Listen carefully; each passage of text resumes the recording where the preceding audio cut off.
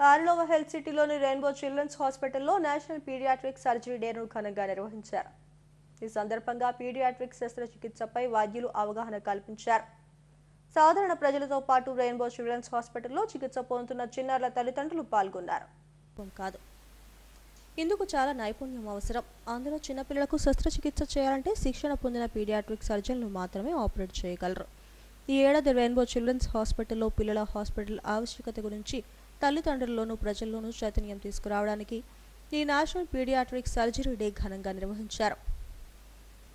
Doctor Ravi Himaja నేతృత్వంలో paediatric surgery విభాగం national pediatric surgery day నిర్వహించారు. ఇందులో శస్త్రచికిత్సలను విజయవంతంగా నిర్వహించిన వైద్యులతో పాటు పిల్లల తల్లిదండ్రులకు కూడా శస్త్రచికిత్సల పట్ల సంతోషం వ్యక్తం చేశారు. ఈ సందర్భంగా ఆసుపత్రి వైద్యులు తల్లిదండ్రులతో ముఖాముఖి కార్యక్రమం నిర్వహించి అవగాహన కల్పించారు. పిల్లల శస్త్రచికిత్స, ఎనస్థీషియా భద్రత, పుట్టుకతో వచ్చే వ్యాధులు, వాటి నివారణ చర్యల పట్ల అవగాహన కల్పించారు. పుట్టిన పిల్లలకు ఎటువంటి అవసరం ఏర్పడినా, సమస్య వచ్చినా వైద్యపరంగా చర్యలు తీసుకోవడం, అవసరమైతే శస్త్రచికిత్సలు నిర్వహించి వారికి బంగారు భవిష్యత్తు అందించడం తదితర అంశాలపై వైద్యులు అవగాహన కల్పించారు. విజయవంతంగా శస్త్రచికిత్సలు నిర్వహించిన పిల్లల తల్లిదండ్రులను అభినందించడంతో పాటు వారి అనుభవాలను కూడా పంచుకున్నారు. ఈ సందర్భంగా కేక్ కట్ చేసి చిన్నారులకు టీషర్ట్లు అందజేశారు. సో ఇక్కడ వరకు యూరిన్ బాగా పోయేది, ఇక్కడ నుంచి సరిగ్గా రాదు బయట. సో మనం ఏంటంటే కెమెరా ద్వారా ఆ అడ్డ ఎక్కడైతే ఉందో అది కట్ చేసి ఫ్రీగా యూరిన్ వెళ్ళడానికి మనం సర్జరీ చేస్తాం. ఈ బేబీ కూడా వెళ్తుంది అనమాట, మెడ నుంచి ఛాతీలోకి వెళ్తుంది. సో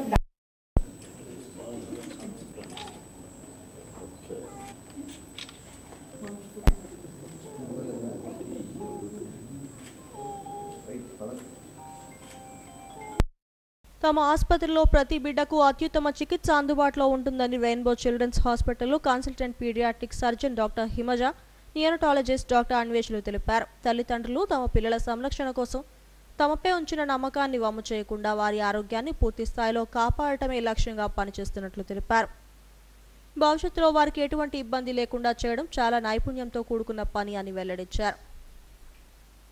సాధారణంగా చిన్నపిల్లలకు శస్త్రచికిత్స చేయడం అంత సులువేమీ కాదని, శిక్షణ పొందిన వైద్యులు మాత్రమే చిన్నారులకు శస్త్రచికిత్సలు చేయగలుగుతారని తెలిపారు. నవజాత శిశువులకు నాణ్యమైన వైద్యాన్ని అందించడమే కాకుండా శస్త్రచికిత్సల అనంతరం కూడా వైద్య సహాయం అందిస్తామన్నారు. అందరికీ నమస్కారం. నేను doctor Himaja, consultant paediatric surgeon at Rainbow Children's Hospital అండి. ఇవాళ మనం ఇక్కడ national pediatric surgery day celebrate చేసుకుంటున్నాము. ఇది మనం ఎందుకు చేస్తున్నామంటే అందరికీ, పబ్లిక్కి, పేరెంట్స్కి పీడియాట్రిక్ సర్జరీ అనే ఒక డిపార్ట్మెంట్ అవేర్నెస్ క్రియేట్ చేయడం కోసం చేస్తున్నామండి. సో పిల్లల్లో సర్జరీ అంటే పెద్దల్లో చేసిన దానికి పిల్లల్లో చేసిన దానికి చాలా డిఫరెన్స్ ఉంటుంది. సో పిల్లల్లో సర్జరీ చేయడానికి పర్టికులర్ స్పెషలైజేషన్, అంటే మేము 3 years దానిలోనే ట్రైనింగ్ తీసుకొని, సో ఆ స్పెషాలిటీ అనేది పీడియాట్రిక్ సర్జరీ.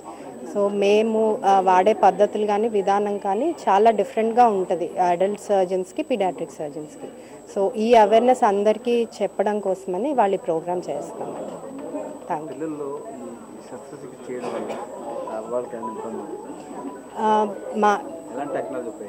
మనం ఇక్కడ లాప్రోస్కోపిక్గా చేస్తున్నామండి. లాప్రోస్కోపీ ద్వారా ఏంటంటే వాళ్ళు పిల్లలు తొందరగా రికవర్ అవుతారు.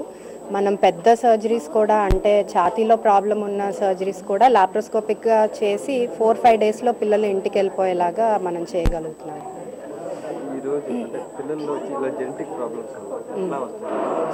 అది జన్యుపరంగా పుట్టినప్పుడు వచ్చే ప్రాబ్లమ్స్ అన్నీ మోస్ట్లీ జన్యుపరంగా వచ్చేవండి. మిగిలినవి ఏంటంటే మనం డైట్ జాగ్రత్తలు తీసుకోవడం, మేనరికం కాకపోవడం, ఇలా వేరే కారణాలు కూడా ఉండుండొచ్చు.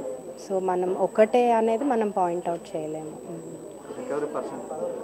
బాగుందండి, వీళ్ళందరూ ఇక్కడ సర్జరీ చేయించుకొని రికవర్ అయిన వాళ్ళే. సో 90 to 95% రికవరీ రేట్ అనేది బాగుంటుంది. పిల్లల్లో సర్జరీ చేశాక కూడా వాళ్ళు హెల్దీగా ఉంటారు. చాలామందికి ఏంటంటే సర్జరీ చేస్తే తర్వాత దానివల్ల వేరే ఎఫెక్ట్స్ ఉంటాయి అనేది ఉద్దేశం ఉంటుంది. కానీ ఇప్పుడు మనకున్న ఎనస్థీషియా కానీ ఇప్పుడు ఉన్న లేటెస్ట్ టెక్నాలజీతో మనం సర్జరీ చేస్తే తర్వాత వాళ్ళకి సర్జరీ అయిన తర్వాత కూడా ఏం ఇబ్బంది అనేది ఉండదు. Rainbow hospital neonatologist Vizag branch. ఈరోజు యాక్చువల్ అంటే 29వ తారీఖు డిసెంబర్న పీడియాట్రిక్ సర్జరీ డేగా కన్సిడర్ చేస్తారు.